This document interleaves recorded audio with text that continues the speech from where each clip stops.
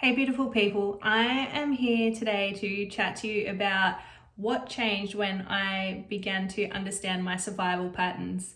So a lot of things shifted and it took a lot of awareness, and I wasn't perfect. Nobody's going to be perfect when they start out on this journey, and I don't think anybody ever is going to be perfect. But some things that I noticed along the way that really helped me tap into my primal instincts and the way that I was responding to things in my everyday life, because my body was feeling unsafe before my mind was even feeling that insecurity or that unsafeness. So something like when I always had this urge to flee, I now have done enough embodiment work and I've done enough self-awareness work where I'm able to actually recognize in that moment when I'm feeling that urge to flee, to run away from often like a conversation or something like that. I'm able to put into place some boundaries, and I'm able to speak those boundaries to those people and say, hey, like, this isn't a topic of conversation that I feel comfortable with. Can we speak about XYZ, or however I want to phrase it? But it's empowered me to understand that when I'm feeling that urge to flee in my body, that flight mode has engaged, and I need to do some things to make myself feel more safer in that situation.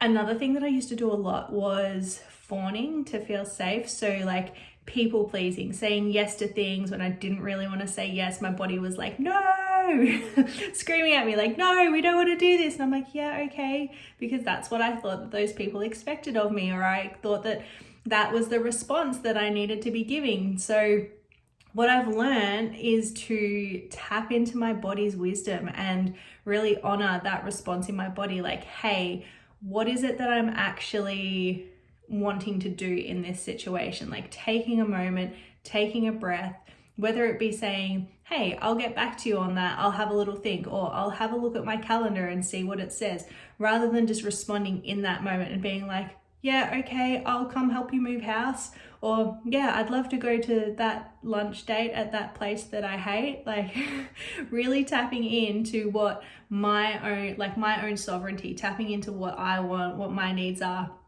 and learning how to express those to other people as well. So the yes no response is something really, really beautiful and empowering once you actually start tapping into it. When I first started tapping into it, I had this beautiful somatic technique that I was gifted by one of my mentors at the time, and it involves like standing up with your legs, your feet hip width apart, and just asking yourself yes no questions like, am I a female? Is my name this? Am I this age?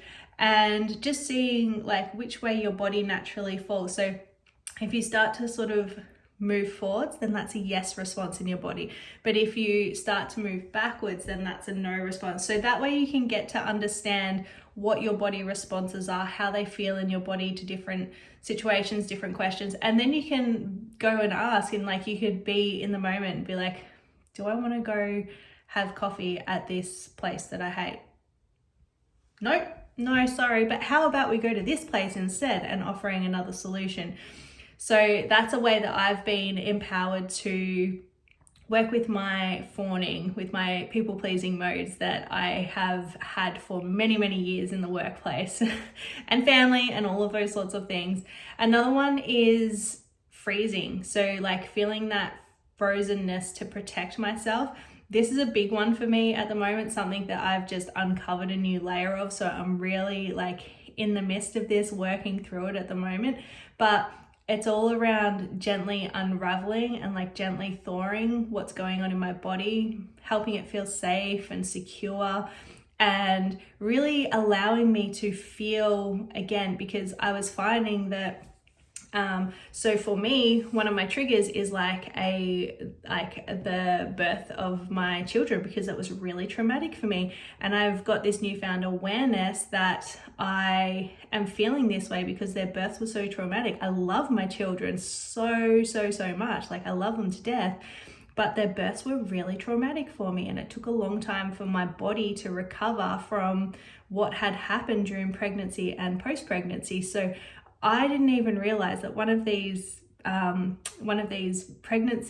births was still playing out, like the story was still playing out within me, and I was frozen in this time.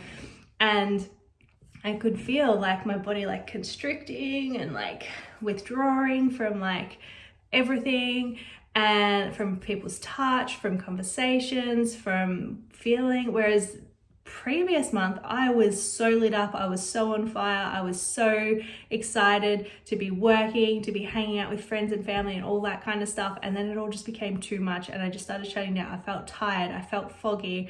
So working through the freeze response in just very gently letting my body know that it feels safe and secure again has been really, really beneficial in being able to feel again and feel what's coming up, to feel the love, to feel the abundance and all those beautiful things that are really going on around me in everyday moments, whether they're big or small. And of course, there is also fight mode that has, again, like this is something that played out for a really long time as well in my body. I constantly had this sense of needing to control things because things went wrong all the time for me. Like some really like big explosive events had happened throughout my life, like with the way that the kids were born, with my health, with having to have hip surgery, living with chronic pain, all of these sort of things. I was constantly like anticipating the next bad thing that was going to happen. So I was constantly like fighting for that sense of control within my world and like micromanaging, when really the best thing for me was just to release that primal instinct and release myself into the flow of life and enjoy the flow of life and learn to pick the beauty apart of all of those like really terrifying moments or whatever it might have happened, or you know, really understanding that there is a beauty in this, that there is a learning in this, that there is a message, that there's something better waiting for me on the other side. So that's been a really beautiful thing as I've worked through any of my fight primal response modes that have been coming up, is just to step back into that flow, that alignment, that equilibrium, the ease, just flowing with it. And my body feels so much better. Like I don't have those tight chests, the tight jaw and all those sorts of things. So yeah, if you want to know a little bit more about how your primal responses are showing up in your life and how you can begin to recognize them, how you can work through them, I've created a really beautiful course, a mini course that is just 4 modules. It has one like on each of the primal instincts: fight, flight, freeze, fawn. It's got a little mini class in there that you can tap into that helps you discover different ways that those responses can show up in your body. Things that you can start doing in your everyday life, like even if you're out and about, if you're in the shopping center, if you're at home, if you're in the car, just little things that you can learn to do to help bring yourself back to center. And there's also 4 beautiful meditations that you can also tap into, one for each of the flight modes. Something that you can listen to and you can go deeper into your healing journey. Perhaps it will help you unravel something that you didn't realize that was sitting in the background, that it really is that key to unlocking that life of abundance that you enjoy and happiness that you've been looking for. So if that sounds like something that you're interested in, then please, I invite you to reach out or to jump on my website and have a little explore for yourself. It's it's one of my favorites at the moment. It's really, really beautiful.